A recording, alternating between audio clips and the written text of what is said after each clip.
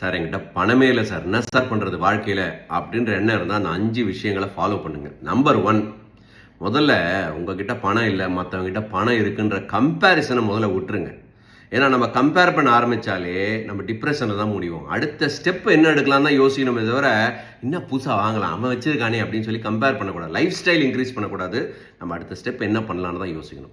2வது, நம்ம பாக்கெட்லேருந்து தேவையில்லாமல் காசு வெளில எக்ஸ்ட்ராவாக போய்கிட்டே இருக்குது. மேபி ஓவராக நீங்கள் டீ குடிக்கலாம், ஓவராக தம் அடிக்கலாம், இல்லை தேவையில்லாத செலவுகள், நிறைய ஹோட்டலில் போய் சாப்பிட்றதா இருக்கும். முதல்ல அந்த தேவையில்லாத செலவில் கட் பண்ணுங்கள், பணம் இருக்கும். ஓகே. 3வது, சைடில் ஏதாவது ஒரு சைடு இன்கம் ஸ்டார்ட் பண்ணுங்கள். ஃப்ரீ டைமில் ஏதாவது ஒரு விஷயங்களை ஸ்டார்ட் பண்ணலாமே. ஏதாவது ஃப்ரீலான்சிங் பண்ணலாம், ஏதாவது ஒரு உங்ககிட்ட ஒரு வெப்சைட் பண்ணுறதுக்கு தெரியும், கிராஃபிக் டிசைன் பண்ண தெரியும், இல்லை இன்சூரன்ஸ் விற்க தெரியும். ஏன்னா சைட்டில் ₹1 செலவே இல்லாமல் நிறைய சைடு இன்கம் நிறைய இருக்குது.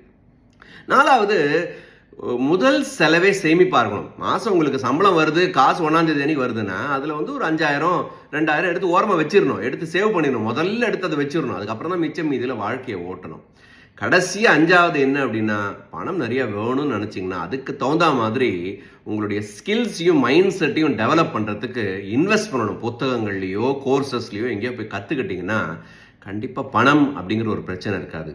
நீங்கள் என்ன நினைக்கிறீங்க? எந்த ஸ்டெப் ரொம்ப முக்கியம்? கமெண்ட் பண்ணுங்கள். தேங்க்யூ.